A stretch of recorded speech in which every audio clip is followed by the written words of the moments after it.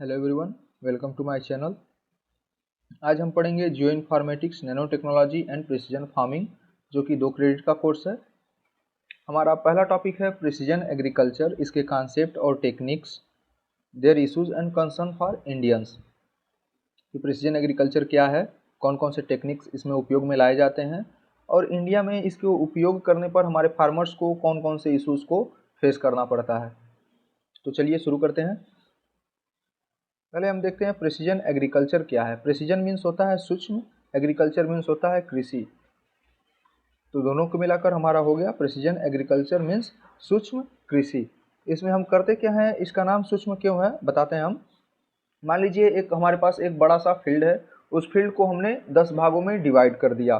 तो एक छोटे छोटे पार्ट, एक सूक्ष्म सूक्ष्म पार्ट्स में हमने एक बड़े से फील्ड को डिवाइड कर दिया और उसके बाद अलग अलग पार्ट्स को हम देखते हैं कि सभी पार्ट्स एक समान है या फिर उन पार्ट्स के बीच में वेरिएबिलिटी मीन्स अंतर है। मान लीजिए पूरे फील्ड में तो एक बराबर न्यूट्रिएंट्स रहते नहीं हैं, कहीं पे कोई न्यूट्रिएंट्स ज़्यादा है, कहीं पे कोई न्यूट्रिएंट्स की डिफिशियंसी है। तो हम इसी स्थिति में क्या करते हैं, फील्ड्स को डिवाइड करते हैं और उसके बाद हम देखते हैं कि कहाँ पे हमारा न्यूट्रिएंट्स ज़्यादा है, कहाँ पे कम है। तो जहाँ पे कम रहेगा वहाँ पे हम उस न्यूट्रिएंट्स का एप्लीकेशन करते हैं, जहाँ पे ज़्यादा है फिर वहाँ पे हम इरिगेशन वगैरह करते हैं या फिर उसका मैनेजमेंट करते हैं। ठीक, तो इसीलिए इसे हम कहते हैं प्रिसीजन एग्रीकल्चर, सूक्ष्म खेती। देखते हैं डेफिनेशन के according. Precision agriculture is the application of technology and principle. Precision agriculture क्या है कि टेक्नोलॉजी और प्रिंसिपल्स का एप्लीकेशन है to manage spatial and temporal variability. क्या मैनेज करने के लिए, स्पेटियल मीन्स होता है स्थानिक और टेम्पोरल मीन्स होता है अस्थाई, वेरिएबिलिटी मीन्स अंतर। तो हम क्या मैनेज करते हैं, स्थानिक और अस्थाई अंतर। मतलब दो, एक फील्ड में हमने 10 भाग में डिवाइड किया था, तो दो पार्ट्स के, उन फील्ड के जो डिवाइड मैंने किया था उनके बीच के दो पार्ट्स में क्या अंतर हैं। ठीक, मान लीजिए किसी में ज़्यादा न्यूट्रिएंट है, किसी में कम न्यूट्रिएंट है, तो यही जानने के लिए हम प्रिसीजन एग्रीकल्चर का उपयोग करते हैं। with all aspect of agriculture production for the purpose of improving crop performance and environment quality। क्यों करते हैं, किस पर्पज़ से, कि हमें क्रॉप इम्प्रूव करना है, मतलब हमें ज़्यादा यील्ड चाहिए, और इन्वायरमेंट क्वालिटी को भी इम्प्रूव करने के लिए, मतलब इन्वायरमेंट क्वालिटी का भी मैनेजमेंट हो, इन्वायरमेंट को ज़्यादा नुकसान न पहुँचाया जाए। Precision agriculture can help farmer to know how much, where and when to apply this input. Precision agriculture farmers को मदद करता है कि कब, कहाँ और कितना हमें इन इनपुट्स का अप्लाई करना है। इनपुट्स हमारे क्या हुए, हमारे हर्बिसाइड, पेस्टिसाइड, फर्टिलाइजर्स, ये हमारे इनपुट्स हैं। तो प्रिसीजन एग्रीकल्चर फार्मर को यही मदद करता है कि हमें एक फील्ड के कौन से पार्ट में कब और कहाँ और कितना फर्टिलाइजर्स का, पेस्टिसाइड्स का, हर्बिसाइड्स का उपयोग करना है। The principle goal is to achieve maximum output using minimum inputs. हमारा प्रिंसिपल गोल क्या है कि हमें मैक्सिमम आउटपुट मिले, मतलब हमें ज़्यादा यील्ड मिले कम लागत में, कम पैसा लगाना पड़े और यील्ड हमें क्या हो, ज़्यादा मिले। इन शॉर्ट, प्रिसीजन एग्रीकल्चर को हम कैसे डिफाइन कर सकते हैं कि मान लीजिए अपने भाषा में हम समझा रहे हैं कि खेत को हमने छोटे छोटे भागों में बांट देते हैं, जिससे हम एक ही फील्ड के अलग अलग पार्ट्स का डाटा लेते हैं कि कहाँ पे कौन सा न्यूट्रिएंट ज़्यादा है या फिर कहाँ पे खरपतवार ज़्यादा है, किस पार्ट्स में कौन सा न्यूट्रिएंट हमें डालना है, जिससे हमें पता चलता है कि खेत के किस हिस्से, किस पार्ट में हमें कितना फर्टिलाइज़र, वाटर इत्यादि देना है। मान लीजिए एक खेत है जिसको हमने डिवाइड किया और हमें सिर्फ उस पार्टिकुलर पार्ट में ही दवा डालना पड़ेगा जहाँ पे उस दवा का ज़रूरत होगा, तो जिससे हमारा पैसा भी कम लगेगा और मेहनत भी किसान का कम लगेगा। इसीलिए इसे हम साइट स्पेसिफिक एग्रीकल्चर भी कहते हैं। इसे नोट कर लीजिएगा, साइट स्पेसिफिक एग्रीकल्चर। फिर हम नेक्स्ट देखते हैं step in precision agriculture. Precision agriculture को अपनाने के लिए हमें कौन कौन सा स्टेप्स लेने जरूरी हैं। तो the essential goal to precision agriculture is to ensure sustainability, profitability and protection of environment. हमारा इसेंशियल गोल प्रेसिजन एग्रीकल्चर का क्या होता है कि हमें सस्टेनेबिलिटी, प्रॉफिटेबिलिटी मतलब हमें हाई यील्ड चाहिए, एंड प्रोटेक्शन ऑफ इन्वायरमेंट, और इन्वायरमेंट की सुरक्षा भी हमें करना है। To fulfil this goal following step should be फॉलोएड।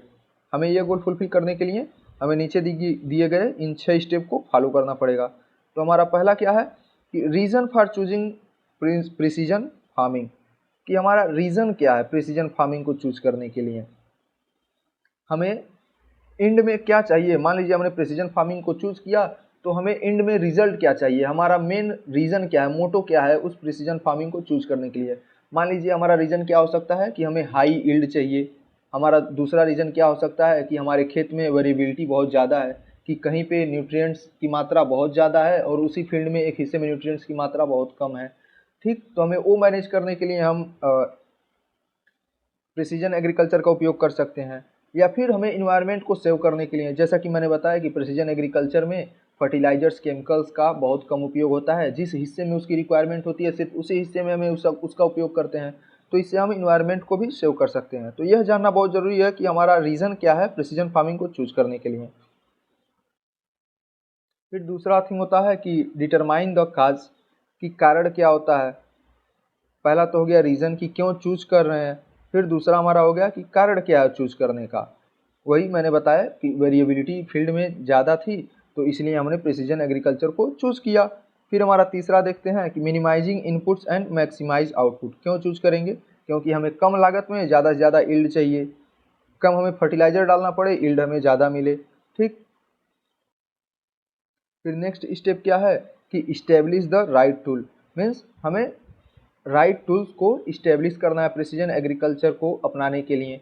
मान लीजिए हमें ऊपर से हमें अपने खेत का पूरा डाटा लेना है, तो हमें एक राइट टूल मतलब एक प्रॉपर इंफॉर्मेशन देने वाले टूल्स की बहुत ज़्यादा आवश्यकता होती है, क्योंकि जो हमारे टेक्नोलॉजी टूल होते हैं वो महंगे होते हैं। तो फिर अगर जो हमें ऐसा टूल्स हमने खरीद लिया जो कि हमारे काम में ना आए, तो फिर वो हमारे लिए कोई उपयोगी साबित नहीं होगा और वो सिर्फ हमारे वेस्टेज ऑफ मनी होगा। मतलब हमारा जो इनपुट होगा वो ज़्यादा हो जाएगा, फिर मतलब हमारी लागत ज़्यादा होगी और जो हमारा यील्ड होगा वो फिर वो कम हमारा हो जाएगा। तो इस्टेब्लिश राइट टूल, सही टूल्स का उपयोग करना बहुत ज़रूरी होता है। रिक्वायरमेंट टू गेट सक्सेस, उन टूल का हम सिलेक्शन करें कि जो कि मल्टीपल क्रॉप में यूज़ किए जा सकें। ठीक, कि जैसे हमने राइस के लिए कोई टूल्स खरीदा, जैसे हमारा हो गया कि कोई रिमोट सेंसिंग टूल, मान लीजिए हमने कोई खरीदा। रिमोट सेंसिंग टूल्स क्या होते हैं, वही होते हैं कि हमें दूर बैठ के मतलब हम अपने घर पे बैठ के हम अपने खेत का पूरा डाटा एक्सेस कर सकते हैं। वो कोई सेटेलाइट पे भी वो टूल फिक्स हो सकता है या फिर ड्रोन के थ्रू, ड्रोन भी एक रिमोट सेंसिंग टूल्स उस पर हम सेट कर सकते हैं। और ड्रोन मान लीजिए हमारे खेत के ऊपर उड़ रहा है और फिर हम यहाँ पे बैठे अपने घर पे अपने खेत का पूरा डाटा ले सकते हैं। तो ये चीज़ होता है कि हमें एक राइट टूल को अपने खेत पे इस्टेब्लिश करना बहुत ज़्यादा ज़रूरी हो जाता है। और वो चीज़ें हो गई कि वो मल्टीपल क्राफ्ट्स में भी उपयोग में लाई जा सकती हैं। फिर हमारा लास्ट वन है कि एडाप्टेशन टू न्यू टेक्नोलॉजी, कि हम न्यू टेक्नोलॉजीज़ का उपयोग करें। जैसा कि जान रहे हैं कि मॉडर्न युग है हमारा, नए नए टेक्नोलॉजीज़ इन्वेंट हो रही हैं। तो ये चीज़ें हैं कि नई टेक्नोलॉजीज़ का उपयोग करें, लेकिन हमारे रूरल एरियाज़ में हम ज़्यादा देखते हैं कि अवेयरनेस की कमी के कारण हमारे जो किसान होते हैं वो मॉडर्न टेक्निक्स का क्या ओल्ड टेक्निक्स भी नहीं यूज़ कर पा रहे हैं, क्योंकि उन्हें उसके बारे में नॉलेज नहीं है। फिर हम अपना नेक्स्ट देखते हैं कि एडवांटेज ऑफ प्रिसीजन एग्रीकल्चर, हमारे प्रिसीजन एग्रीकल्चर को उपयोग करने से हमारा एडवांटेजेस क्या है, हमें लाभ क्या मिले। तो पहला हम देखते हैं कि appropriate selection of fertilizer, pesticides, herbicides, crop varieties and good irrigation increase the yield of the crop. Means appropriate selection of fertilizer, जैसे कि हमने बताया कि हम करते क्या हैं, प्रेसिसाइज एग्रीकल्चर में छोटे छोटे भाग में डिवाइड कर देते हैं खेत को, फिर उन पार्ट्स में देखते हैं कि कहाँ पे कौन सा फर्टिलाइजर या कहाँ पे न्यूट्रिएंट्स की डिफिशियंसी है, फिर उसका हम उपयोग करते हैं। तो वही इसमें बोला गया है कि अप्रोप्रिएट सिलेक्शन ऑफ फर्टिलाइजर, जब हमें मालूम होगा कि कौन सा न्यूट्रिएंट की कमी हमें कहाँ पे है तभी तो हम उसका उपयोग करेंगे। तो वही appropriate selection of fertilizer, pesticides, herbicides, crop varieties and good irrigation. उससे हमें ये भी तो पता चलेगा, ड्रोन जो हमारा ऊपर उड़ रहा है वो हमारे खेत में देखेगा कि कहाँ पे, वो हमारे खेत में सेंस करेगा कि कहाँ पे पानी नमी कम है, कहाँ पे ज़्यादा है, मॉइस्चर कंटेंट कहाँ पे कम हो रहा है। तो वहाँ पे हम उस भाग में जो हमारा इरिगेशन कर देंगे, तो जिससे हमारा क्या होगा कि क्रॉप का यील्ड होगा वो इंक्रीज होगा। फिर सेकेंड वन देखते हैं कि application of input at right time at right place increase the efficiency of farming. कि क्या होता है कि जो हमारे इनपुट्स मतलब हर्बिसाइड, पेस्टिसाइड या फर्टिलाइजर्स जो भी हैं उनका हम सही समय पे और सही जगह पे इस्तेमाल करते हैं। मान लीजिए हमारे खेत के किसी एक हिस्से में नाइट्रोजन की कमी आ गई है क्योंकि उस हिस्से में उस सॉइल में नाइट्रोजन की अवेलेबिलिटी कम थी, तो हमें क्या करना है कि हमें पूरे फील्ड में नाइट्रोजन का छिड़काव न करके उस फील्ड के उस पार्टिकुलर पार्ट में ही सिर्फ नाइट्रोजन का छिड़काव करना है या फिर नाइट्रोजन का ब्रॉडकास्टिंग करना है। फिर थर्ड वन देखते हैं कि it provide opportunity for better resource management and hence reduce wastage of resources. सही है, it provide opportunities for better resource management, कि हम रिसोर्सेज का बेटर मैनेजमेंट कर रहे हैं। जैसे कि मैंने अभी इरिगेशन का एग्जांपल दिया था कि जहाँ पे नमी कम है हम सिर्फ उस पार्टिकुलर एरिया या पार्टिकुलर पार्ट में ही पानी चलाएंगे, बाकी खेत में हम पानी नहीं चलाएंगे, तो इससे हमारा क्या होगा कि रिसोर्स का वेस्टेज जो है वो कम होगा। फिर फोर्थ वन देखते हैं कि help in economic and environmental issues.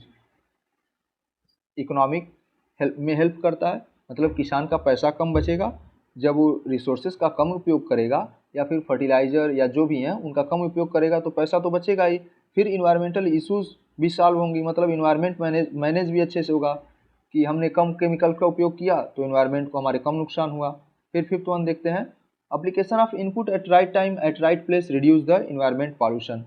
वही चीज़ जो मैंने फोर्थ में बोला कि इकोनॉमिक्स में हेल्प करता है और इन्वायरमेंटल इश्यूज़ को भी मैनेज करता है, तो इन्वायरमेंट पॉल्यूशन कम होगा। फिर देखते हैं कि need for precision agriculture. Precision agriculture की नीड क्यों है? Need of precision agriculture. Precision agriculture की हमारे इंडिया में नीड क्यों है, देखते हैं। There is a need to increase output per hectare in India as it is low compare to other countries.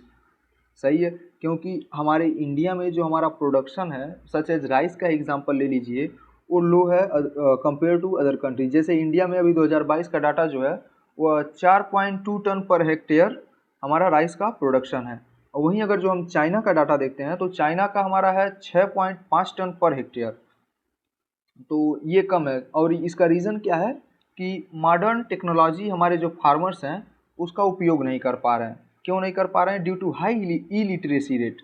और हमारे गांव के किसान जो होते हैं वह अक्सर इलिटरेट हुए होते हैं, अनपढ़ होते हैं, उनके पास इस मॉडर्न टेक्नोलॉजी के बारे में नॉलेज नहीं होता जिससे वह उपयोग नहीं कर पाते हैं। फिर नेक्स्ट वन देखा जाए कि there is a need to efficient use of various inputs like fertilizer, seeds to enhance productivity. Efficient use of inputs मतलब इन इनपुट्स का अच्छी तरह से उपयोग करना। तो प्रिसीजन एग्रीकल्चर में इन इनपुट्स का अच्छी तरह से उपयोग हो जाता है, फर्टिलाइजर्स का और इन सीड्स का, मतलब अच्छी वैरायटी का सीड्स का अगर जो हम उपयोग करते हैं तो हमारी प्रोडक्टिविटी तो नॉर्मल है कि इंक्रीज होगी। फिर next one, precision agriculture play क्या था? Precision agriculture play a vital role in context of economic and environmental benefits, reduce use of water, fertilizer, herbicide, pesticide etc। Precision agriculture जो है एक बहुत ही महत्वपूर्ण रोल प्ले करता है हमारे इकोनॉमिक मतलब आर्थिक में, और इन्वायरमेंटल बेनिफिट्स, इन्वायरमेंट को तो बेनिफिट्स देगा ही क्योंकि हमें इसके उपयोग से हम मिनिमम इनपुट्स डालते हैं। मिनिमम इनपुट्स में हमारे क्या आ गए? फर्टिलाइजर, हर्बिसाइड, पेस्टिसाइड और हमारा इरिगेशन के लिए वाटर। तो इनका जब हम मिनिमम उपयोग करेंगे, कम से कम उपयोग करेंगे, तो इनका वेस्टेज भी कम होगा और हमारे इन्वायरमेंट्स को नुकसान भी कम पहुंचेगा। फिर नेक्स्ट वन देखते हैं, the spatial variation can be traced by using the precision agriculture. Spatial means मैंने ऊपर बताया था कि स्थानिक, वेरिएशन मीन्स क्या होता है कि दो चीज़ों के बीच में अंतर, दो वस्तु के बीच में अंतर क्या है। तो यह कि स्थानीय मतलब एक ही फील्ड में जगह जगह पे क्या अंतर है, कहाँ पे न्यूट्रिएंट ज़्यादा है, कहाँ पे कम है, फिर कहाँ पे हमें हर्बिसाइड का उपयोग करना है, कहाँ पे नहीं करना है, कहाँ पे हमें पेस्टिसाइड्स का उपयोग करना है, किस पार्ट्स में हमें पेस्टिसाइड का उपयोग नहीं करना है। तो यह बहुत अच्छी तरह से प्रिसीजन एग्रीकल्चर के थ्रू हम जान सकते हैं। फिर नेक्स्ट स्लाइड में देखते हैं drawback of precision agriculture. Precision agriculture का ड्रॉबैक क्या है? पहला, हाई कास्ट है, मीन्स कॉस्टली है, जिसे सभी लोग अफोर्डेबल नहीं कर सकते हैं। जैसे छोटे छोटे खेत वाले किसान जो हैं उनके लिए तो ये बिल्कुल नहीं है। छोटे खेत के लिए तो है, लेकिन छोटे खेत वालों किसान के लिए नहीं है। मीन्स कि एक बड़ा फील्ड को छोटे छोटे खेतों में डिवाइड कर दिया हमने, उसके लिए तो ये परफेक्ट है। लेकिन जिनके पास छोटा ही खेत है, जिसे और डिवाइड फर्दर नहीं किया जा सकता है, या फिर इन टेक्नोलॉजीज़ के उपयोग के लिए वह फील्ड बहुत छोटा है, तो उन किसान के लिए यह नहीं है, क्योंकि यह बहुत हाईली कास्टली, बहुत हाई कास्ट है इसका, इनके इक्विपमेंट्स का। जैसे कि हमारा कोई रिमोट सेंसिंग इक्विपमेंट्स हो गया, या फिर GIS हो गया। GIS means geographic information system, जो कि एक कंप्यूटर सिस्टम है जो एनालाइज करता है जियोग्राफिकल डाटाज को। तो ये थोड़े महंगे होते हैं, जो कि छोटे किसानों के लिए ये नहीं होते हैं। नेक्स्ट वन देखते हैं, lack of technical expertise, knowledge and technology. जैसा कि मैंने बताया कि इंडिया में जो है इलिटरेसी रेट बहुत हाई है, किसानों के बीच में इसके बारे में जागरूकता नहीं है, उनके पास इनको ऑपरेट करने के लिए नॉलेज नहीं है, तो इसलिए ये भी एक ड्रॉबैक है कि किसान इसे यूज़ नहीं कर पाते हैं। फिर नेक्स्ट वन देखते हैं, issues and concern for Indian agriculture. तो इशूज़ और कंसर्न क्या है प्रेसिजन एग्रीकल्चर को लेके, हमारे इंडियन एग्रीकल्चर में फार्मर इसे क्यों यूज़ नहीं कर पाते हैं, तो वो पॉइंट्स हम नीचे देखते हैं कि टेक्नोलॉजी रिलेटेड चैलेंजेस हैं। टेक्नोलॉजी रिलेटेड चैलेंजेस क्यों हैं? क्योंकि भारत में इलिटरेसी रेट ज़्यादा होने के कारण किसान टेक्नोलॉजी को एडॉप्ट नहीं कर पाता है। स्पेशली GPS हो गया, GIS हो गया, रिमोट सेंसिंग इक्विपमेंट्स हो गए, क्योंकि इनको ऑपरेट करने के लिए हार्डवेयर और सॉफ्टवेयर दोनों की नॉलेज ज़रूरी है, और किसान के पास इनकी नॉलेज या अवेयरनेस न होने के कारण वो इसे उपयोग में नहीं ला पाते हैं। फिर नेक्स्ट वन देखते हैं, economic related challenges. Economic related challenges क्या हो गए कि ये हाईली कॉस्टली है, इकोनॉमिक